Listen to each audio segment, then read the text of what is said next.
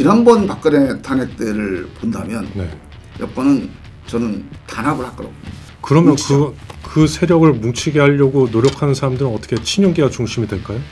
그거는 아무래도? 친윤계라는 게 뭐 큰 의미는 없을 것 같고요. 네. 저는 인물이 중심이 대선 될까요? 후보가 누가 그렇죠. 되느냐, 인물이 중심이죠. 뭉치느냐가 될 텐데 이 과정에서 친윤이냐 반윤이냐 이게 큰 의미는 없을 거라고. 그렇죠. 그래서 만약에 이제 국민의힘에 어떤 후보가 나왔어요.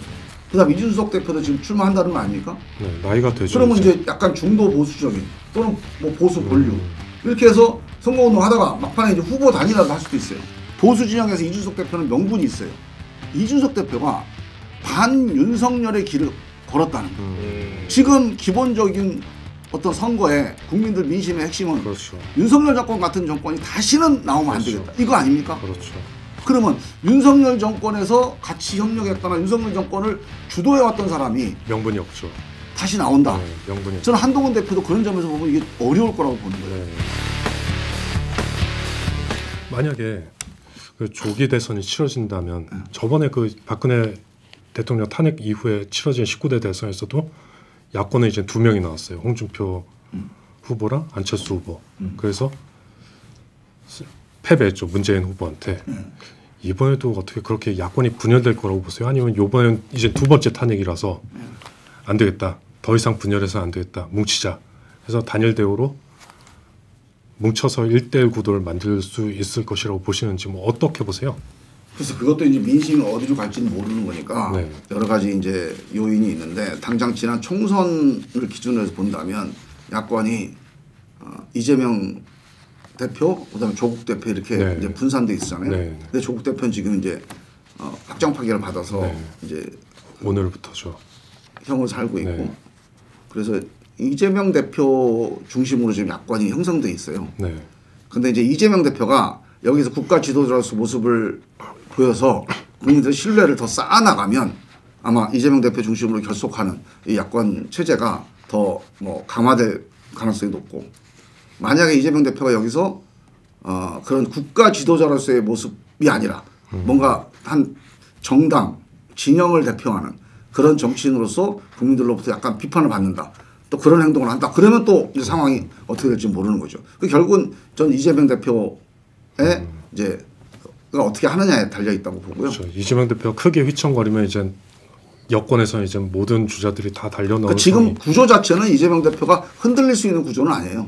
네. 그런데 앞으로 이재명 대표가 이게 지금 비상 상황이니까 네. 뭔가를 잘못하거나 뭐 크게 뭐 문제가 되면은 이제 뭐 흔들릴 수도 있겠지만 그거는 이제 이재명 대표가 어떻게 하느냐에 달려 있는 거니까 그건 이재명 대표의 이제 판단이나 선택이 이제 중요한 거고요. 저는 이제 야권의 구도는 이재명 대표 중심으로 가는데 어떤 변화가 있을지는 잘 모르겠어요. 크게 지금 예상되는 지금 예측 가능한 그런 경우의 수는 별로 안 보여요. 근데 문제는 여권이에요. 그러니까요. 저는 여권이 지난번 박근혜 탄핵 때를 본다면 네. 여권은 저는 단합을 할 거라고 봅니다. 지금 탄핵을 맞고 못 맞고는 이건 또 뭐 사건이 있기 때문에 마음대로 못 하는 건데 그렇죠. 정치적으로는 그때 박근혜 대통령 탄핵에 대한 교훈이 뭡니까? 그렇죠. 분열해서 졌다. 달라지면 죽는 네, 거죠. 이거 아니에요. 네. 보니까 우리가 만약에 단합을 했다면 문재인 그렇죠. 후보도 이겼을 텐데. 그게 이제 지난번 대선의 교훈이에요. 네. 그래서 이쪽은 결사적으로 아마 그렇겠죠. 단합을 하려고 노력할 겁니다. 그게 압도적으로 아마 여권의 큰 어떤 깃발이 될 거예요. 단합하자. 그러면 뭉치자. 그 세력을 뭉치게 하려고 노력하는 사람들은 어떻게 친윤계가 중심이 될까요? 그거는 아무래도? 친윤계라는 게 뭐 큰 의미는 없을 것 같고요. 네. 저는 인물이 중심이 대선 될까요? 후보가 누가 되느냐, 그렇죠. 인물이 중심이죠. 뭉치느냐가 될 네. 텐데 이 과정에서 친윤이냐 반윤이냐 이게 큰 의미는 없을 거라고. 그렇죠. 이미 그때 되면 희석되고 말겠죠. 지금 어떻게 보면 윤석열 네. 대통령이 엄청난 심판을 받은 거 아닙니까? 네. 국민들한테. 근데 여기서 친윤 깃발 가지고 저는 대선을 가면 국민들이 지지해 줄까요? 저는 그래서 친윤계가 주도하는 전국이라고 볼 수는 없고 저는 이제 이런 거 이렇게 보는데 지금 이제 보수 진영이 꼭 여권은 아니지만 이준석 대표가 여권은 아니지만 보수 진영이라고 봐야 되죠. 네. 네. 윤석열 대통령이 만약 아웃되고 나면 보수 진영이 다시 합쳐질 가능성도 있죠. 네, 그럴 수도 있죠. 그래서 만약에 이제 국민의힘에 어떤 후보가 나왔어요. 그다음 이준석 대표도 지금 출마한다는 거 아닙니까? 네, 나이가 되죠. 그러면 이제 약간 중도 보수적인 또는 뭐 보수 본류 이렇게 해서 선거운동 하다가 막판에 이제 후보 단일화도 할 수도 있어요. 네. 그래서 야권에서는 제일 경계해야 될 시나리오가 여권의 후보 단일화, 보수 진영의 후보 단일화. 이게 제일 저는 경계해야 될 그 시나리오라고 보고요. 근데 이거를 뭐 정치적으로 무슨 뭐 경계하고 무슨 작전을 세우고 할 문제는 아니고 결국은 중도층이에요. 중도층을 현 야권이 얼마나 많이 중도층의 신임을 얻느냐, 신뢰를 얻느냐, 결집하느냐.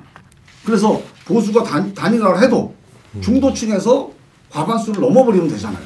네.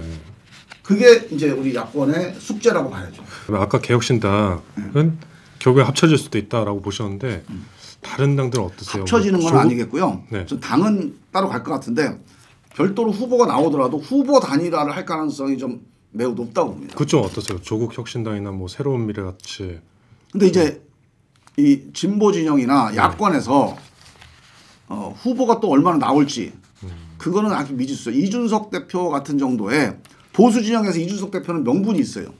왜 있냐? 지난번 총선에서도 하여간 세석이지만 네. 어떻게든지 하여간 턱걸이를 해서 뭔가 국민 신임을 그렇죠. 받는데 성공을 했고요. 그 다음에 중요한 게 이준석 대표가 반 윤석열의 길을 걸었다는 거예요. 지금 기본적인 어떤 선거에 국민들 민심의 핵심은 그렇죠. 윤석열 정권 같은 정권이 다시는 나오면 안 그렇죠. 되겠다. 이거 아닙니까? 그렇죠. 그러면 윤석열 정권에서 같이 협력했거나 윤석열 정권을 주도해왔던 사람이 명분이 없죠. 다시 나온다. 네, 명분이 없죠. 저는 한동훈 대표도 그런 점에서 보면 이게 어려울 거라고 보는 거예요. 네. 비록 마지막에 윤석열 대통령과 갈등이 있긴 했지만 기본적으로 그럼요. 장관을 누가 시켰습니까? 윤석열 당대표를 누가 대통령. 시켰어요? 그렇죠. 다 윤석열 대통령이 시킨 거예요. 그래서 그 이후에 어떻게 됐든지 간에 윤석열 정권의 이 몰락 또는 이 어떤 국민적인 불신에 대해서 책임을 질 공동 사람들이고. 책임을 갖고 네. 져야 돼요. 그래서 저는 한동훈 대표가 다시 대선에 나오는 건 쉽지는 않은 것 같다. 그나마 자유로운 삶이 이준석 대표 말고는 없네요. 네. 이쪽에서는 그래서 이제 네. 적어도 뭐 윤석열 정권에 적극적으로 협력해서 나서서 한 분들은 대선에 대선 주자가 되기 쉽지는 않을 거예요. 아마. 물론 뭐 그 당에 소속돼 있다고 다 우리가 뭐 비토를 놓을 수는 없죠. 근데 그 당에서도 비판적이거나 좀 그래도 숨죽이거나 해서 네. 크게 뭐 욕을 안 먹는 분들은 모르겠어요. 근데 적극적으로 나서서 윤석열 정권을 뭐 우리가 보호하자 이렇게 나섰던 분들이 이제 대선 후보가 되기 쉽지 않겠죠. 그러면 윤 대통령에 대한 트라우마 때문에 국민의힘은 외부 인사 검증한다는 외부 인사는 이제 데려오지는 않을까요? 아, 근데 그런 거는 있겠죠. 뭐 그건 이제 하나의 트라우마는 분명히 있을 것이고요. 근데 또 한편으로는 후보가 없어요. 아 없다. 그러면 오려고 하지. 참신한 외부 입학 진짜. 근데 윤석열 같은 사람은 아닌 그러니까 검사 출신은 아닌 그렇죠. 또는 우리가 보기에 그때 윤석열 대통령은 다 예상을 했어요. 아, 저 양반이 대통령 되면 위험하겠다. 아 근데 인기가 있으니까 그냥 국민의힘이 덥석 그냥 그렇죠. 선택을 해버린 거예요. 네. 그 국민의힘이 그 이제 대가를 치르고 있는 거죠. 음. 근데 만약에 지금 한다면 저는 예를 들어서 뭐 경제나 아니 외교나 뭔가 국정의 안정감을 이제 그 뭐 기할 수 있는 그런 리더십 그런 리더십을 찾아서 물론 누가 있는지는 모르겠어요. 근데 후보가 만약에 없으면 누굴 내세워도 지겠다. 그럼 뭐 그런 선택을 또 할 가능성을 배제할 수는 없겠죠.